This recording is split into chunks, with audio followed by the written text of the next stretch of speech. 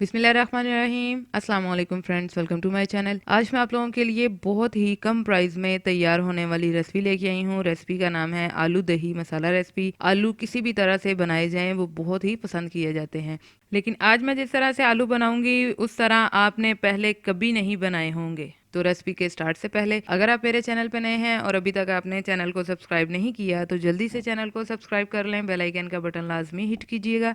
चलते हैं वीडियो की तरफ।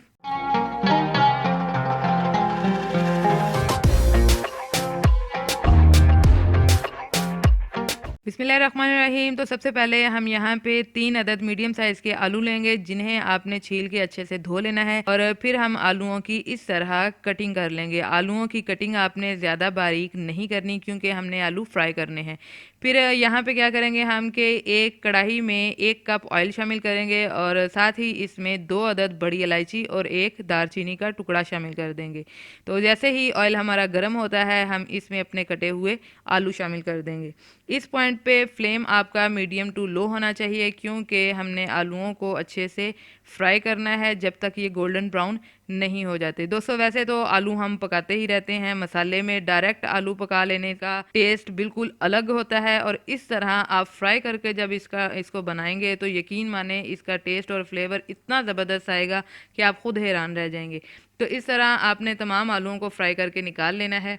अब चलते हैं हम वापस अपने उसी पैन की तरफ और उसी ऑयल में हम अपने बाकी के इंग्रेडिएंट्स शामिल करते हैं।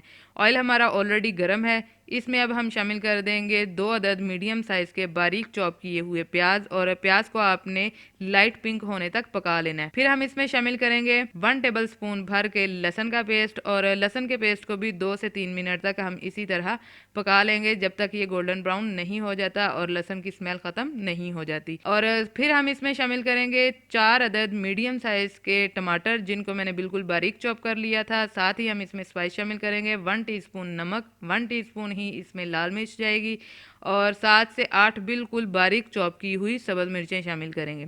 फिर हम इसमें शामिल करेंगे हाफ़ टी स्पून के करीब धनिया पाउडर, हाफ़ टी स्पून ही इसमें ज़ीरा पाउडर शामिल करेंगे और हाफ़ टी स्पून ही हम इसमें हल्दी शामिल कर देंगे और साथ ही इसमें 1 कप के करीब दही शामिल करके आपने मसाले की अच्छे से भुनाई कर लेनी है ताकि जो दही में मौजूद पानी है वो अच्छे से ड्राई हो जाए।